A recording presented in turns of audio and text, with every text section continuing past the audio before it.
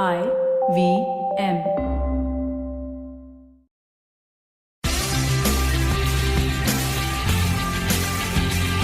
Question time. What is it that Hrithik Roshan and Suzanne Khan got easily, but Srinivas and Sumedha did not? Did I say I'm going to ask you a logical question? No, I didn't.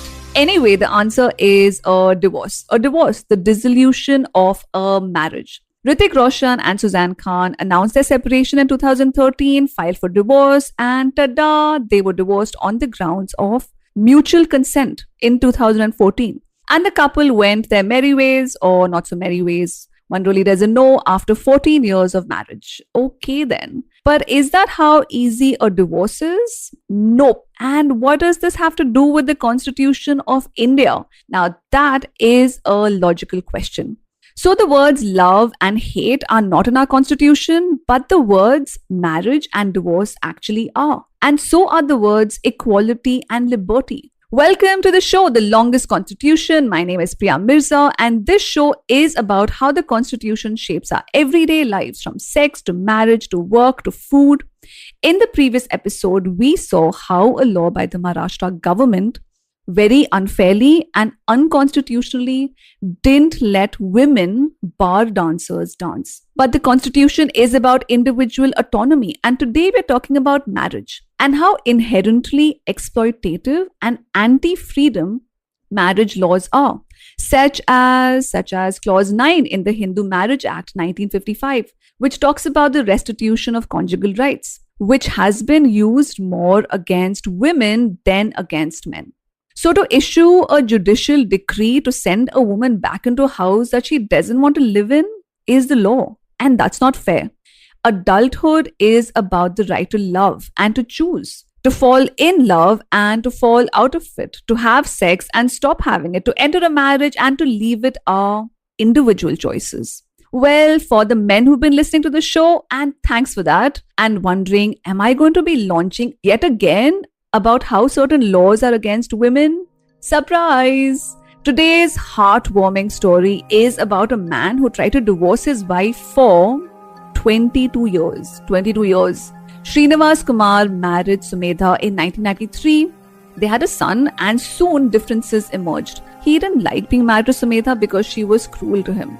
But the family court in which Srinivas filed for divorce under the Hindu Marriage Act said that he failed to prove the cruelty. So under Hindu Marriage Act, there has to be a ground for divorce, and it's difficult. It means having to prove a couple of things: adultery, desertion, cruelty, insanity, leprosy. And not just any leprosy, by the way, specifically incurable leprosy. And the question is, why should divorce be based on one partner's fault? I mean, disease or lunacy, mental illness isn't even someone's fault. So why blame them for going mad as a ground for divorce? And this, by the way, is known as the divorce fault theory.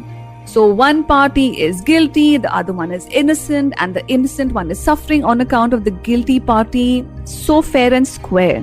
But real life is seldom like that. Plus, it makes me think, how does one prove suffering in a court? So the Hindu Marriage Act doesn't consider the testimony of the sufferer, the person suffering, as sufficient evidence of any of these. It has to be corroborated. So how does one prove cruelty? And if I remember correctly, there are just two people in a marriage. So who is this corroborator, and where is this person going to come from? So there's another ground for divorce, and that's mutual consent, which was introduced in the law in 1976. And that's great for Hrithik and Suzanne Khan, who used this provision. But what if the other person doesn't let go? And that's what Srinivas's problem was. That his wife was not consenting to the divorce, even though they were living apart. Now, the Hindu Marriage Act, which was passed in 1955, was designed to conform Hindu practices to the Constitution.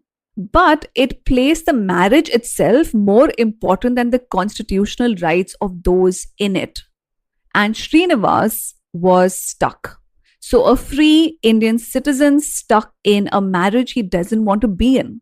From 1999 onward, Srinivas knocked on many doors, but the High Court too dismissed his plea. And he found no exit option. So imagine a room being stuck in a room without doors. Ugh. So there's an article in the Constitution, Article 142, which allows the Supreme Court to enforce decrees to achieve, now listen to this, complete justice. And it was this tiny door that a frustrated Srinivas knocked on. And in this case, in 2019, the Supreme Court declared that the irretrievable breakdown of marriage is in fact a ground for divorce. And that's great. And while that's great, it's important to remember that it's not part of the law yet. And the second question is, how many people can appeal to the Supreme Court to adjudicate a divorce? And must we add this to the already burdened Supreme Court? So why should it be anyone's fault of madness or desertion that one wants to leave a spouse? What if you just don't love them anymore? What about a no-fault divorce?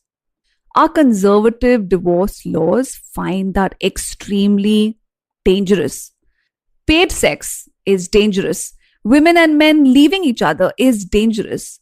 The best way to keep them caged is with laws. I mean, what a brilliant idea. But back to cruelty.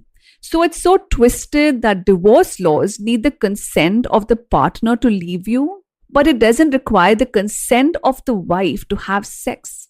Under Section 375 of the IPC, which defines rape, there is an exception. There is an exception to the definition of rape. That is, if you're married to your rapist, it isn't rape. Let me put it in legal terms. Section 375 exempts sexual intercourse by a man with his own wife as long as the wife is not under 15 years of age. That's legal terminology for marital rape. Our laws presume that once married, a wife has given her consent for sex forever. And why bother asking? Which, of course, is insane. Sex is about consent, each time and every time. India is one of the 30-odd countries where it is legal for a husband to rape his wife. And it doesn't seem to matter that the Gujarat High Court observed that it is a question of utmost public importance. Legally, marital rape stays firmly in place. And that is so violative of our constitutional rights to equality of law granted by Article 14 and the fundamental right to life and liberty under Article 21. I mean, what are our legislators so scared of? Of equal and free, divorced and happy women? In 2019, a Supreme Court bench declined to examine a PIL filed by lawyer Anuja Kapoor to make marital rape a ground for divorce. And this was a bench comprising of Justice Bobde and Gawai. Yeah, the same Bobde who asked this crazy question: can sex between a married couple ever be considered rape?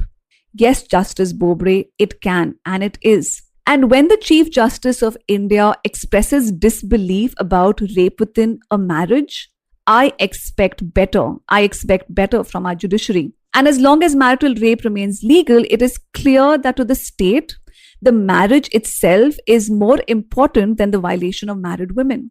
Laws need to stop seeing marriages as buildings. Stability is great, but the quality of stability is just as important. There's no point talking about quality time if the quality of our relationships is shitty.